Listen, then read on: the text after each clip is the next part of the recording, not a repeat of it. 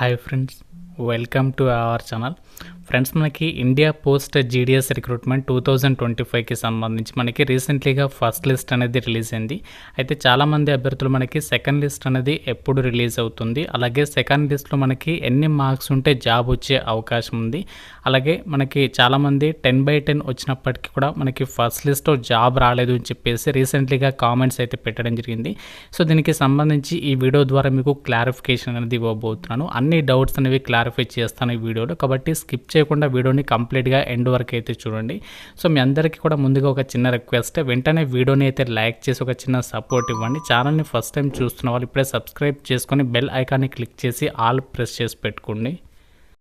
కూడా ఒక చిన్న అప్డేట్. సో చాలామంది స్టూడెంట్స్ అయితే అడుగుతున్నారు, నాకు లోకల్లో ఏదైనా జాబ్స్ ఉంటే చెప్పండి అని చెప్పేసి, ఫైనాన్షియల్గా సపోర్టెడ్గా ఉందాం అనుకుంటున్నాం అని చెప్పేసి చాలామంది అయితే అంటున్నారు.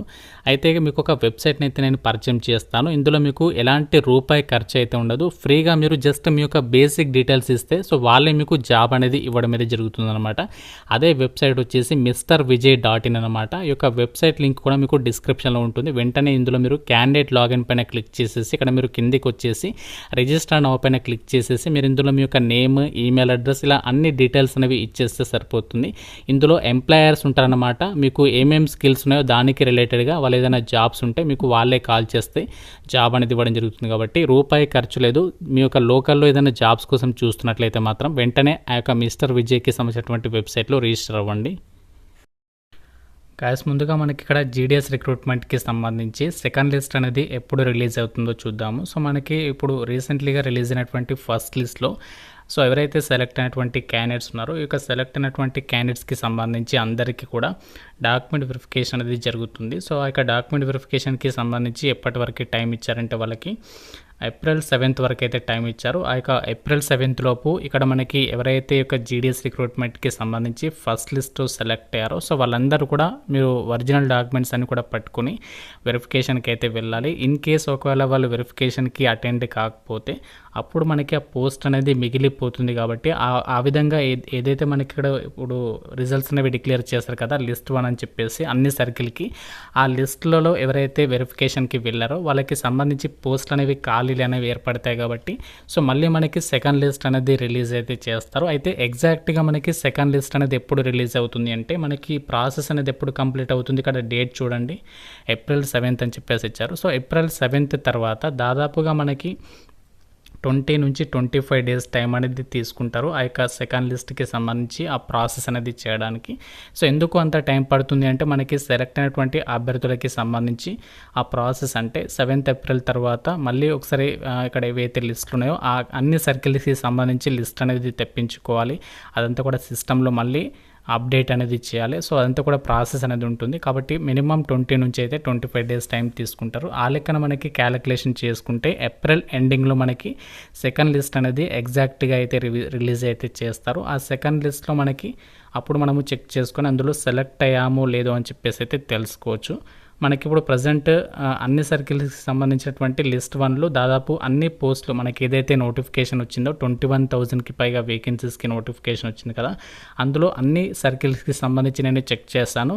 దాదాపు అన్ని పోస్టులకి సంబంధించి లిస్ట్ 1 అనేది రిలీజ్ అయితే చేస్తారు. ఏపీ అండ్ తెలంగాణకి సంబంధించి కట్ ఆఫ్ కనుక చూస్తే సో మనకి 98 నుంచి 100% ఇక్కడ మనకి ఉండడం అయితే జరిగింది.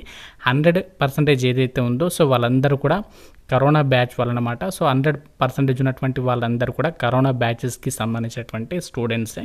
సో మిగతా ఏవైతే ఉన్నాయో వాళ్ళేంటి అంటే నార్మల్ బ్యాచెస్కి సంబంధించినటువంటి స్టూడెంట్స్ అనమాట. అయితే మనకి రీసెంట్లీగా ఏదైతే ఫస్ట్ లిస్ట్ రిలీజ్ అయిందో అందులో చాలామందికి 10/10% 10th క్లాస్లో అంటే మనకి 95% ఉన్నా కూడా చాలామంది అభ్యర్థులు అయితే సెలెక్ట్ కాలేదు. సో దానికి రీజన్ ఏంటి అని చెప్పేసి కూడా అడుగుతున్నారు.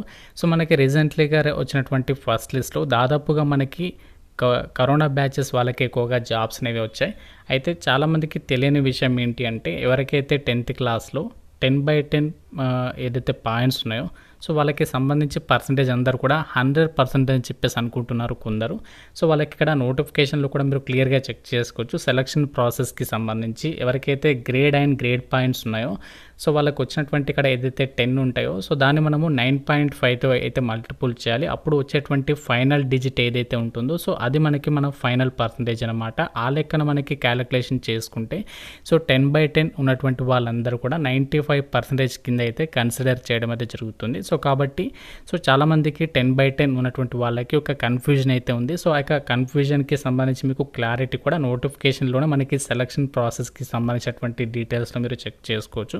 సో కాబట్టి ఎవరికైతే 10th క్లాస్లో 10/10 ఉన్నాయో సో వాళ్ళ పర్సంటేజ్ ఏంటి అంటే 95% అన్నమాట. కానీ కోవిడ్ బ్యాచెస్కి సంబంధించి చూస్తే ఏంటంటే వాళ్ళకి అప్పుడు మార్క్స్ ప్రకారం వాళ్ళకి రిజల్ట్స్ అనేవి డిక్లేర్ చేస్తారు. కాబట్టి వాళ్ళకి అందరికీ కూడా ఏంటంటే 600/600 అంటే మనకి 100% కింద అయితే కన్సిడర్ చేస్తారు. అలా కాకుండా ఈ విధంగా వాళ్ళకి గ్రేడ్ పాయింట్స్లో CGPA విధానంలో పాయింట్స్ విధానంలో కనుక ఇచ్చి ఉంటే ఈ సమస్య అనేది రాకపోయేది. అంటే వాళ్ళు నార్మల్గా ఏంటంటే అందరిలాగానే కన్సిడర్ చేయబడేవాళ్ళు అండ్ అలాగే జాబ్స్ కూడా ఈ యొక్క ఎక్కువ మందికి రాకపోయేది. అంటే మనకి కోవిడ్ బ్యాచెసే కాకుండా అందరికీ కూడా ఇక్కడ సమాన అవకాశాలు ఉండేవి. బట్ అక్కడ మనకు అప్పుడు కోవిడ్ టైంలో గవర్నమెంట్ తీసుకున్నటువంటి డెసిషన్స్ అవన్నీ దానివల్ల ఏంటంటే సో చాలామంది ఇప్పుడు ఇబ్బందులు అయితే ఫేస్ చేస్తున్నారు.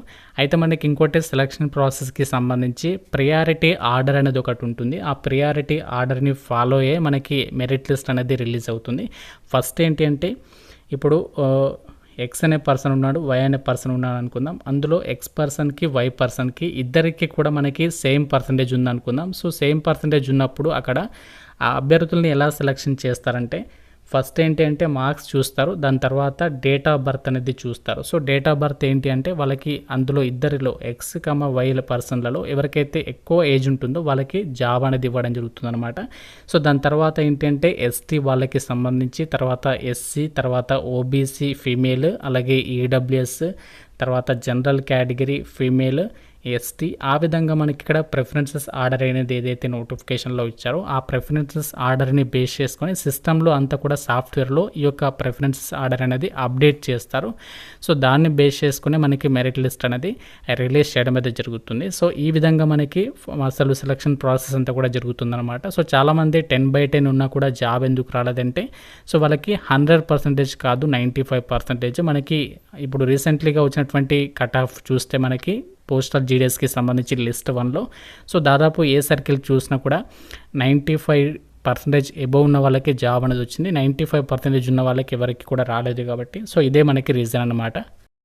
అయితే మనకి సెకండ్ లిస్ట్ పైన ఎవరు హోప్స్ పెట్టుకోవచ్చు అంటే మనకి ఇక్కడ ఆంధ్రప్రదేశ్కి సంబంధించి తెలంగాణ సర్కిల్కి సంబంధించి మాత్రం ఎవరికైతే 96% ఎబోవ్ ఉంటుందో సో వాళ్ళు హోప్స్ అనేవి పెట్టుకోవచ్చు. సో మిగతా సర్కిల్స్కి సంబంధించి మాత్రం మీకు 95% ఎబోవ్ ఉన్నట్లయితే మాత్రం సో మీరు ఒకవేళ మీరు వేరే సర్కిల్కి కనుక అప్లై చేస్తే 95% ఆ 95% ఎబోవ్ ఉన్న వాళ్ళు మనకు సెకండ్ లిస్ట్ పైన అయితే హోప్స్ పెట్టుకోవచ్చు.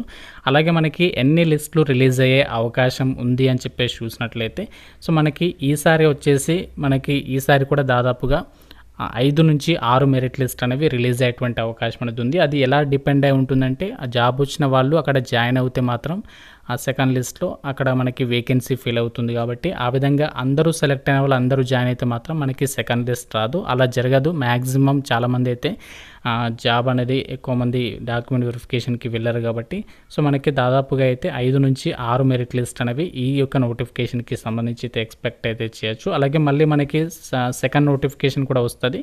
అది ఎప్పుడు అంటే మనకి జూలై ఎండింగ్లో లేదంటే ఆగస్ట్ ఎండింగ్లో అయితే రాబోతుంది. సో ఇది మనకి పోస్టల్ GDS రిక్రూట్మెంట్కి సంబంధించి సెకండ్ లిస్ట్కి సంబంధించి అప్డేట్స్. సో ఇంకా మీకు ఏమైనా డౌట్ ఉంటే నాకు కామెంట్ రూపంలో అయితే అడగండి. ప్రతి ఒక్కరు కూడా లైక్ చేసి ఒక వీడియోని మీ ఫ్రెండ్స్కి షేర్ చేయండి. ఎలాంటి జాబ్స్కి సంబంధించి పోస్టల్కి సంబంధించి అప్డేట్స్ వచ్చినా ముందుగా మీకు ఇన్ఫర్మేషన్ అయితే అందిస్తాను. కాబట్టి రెగ్యులర్గా అయితే ఫాలో అవ్వండి. Thank you so much guys.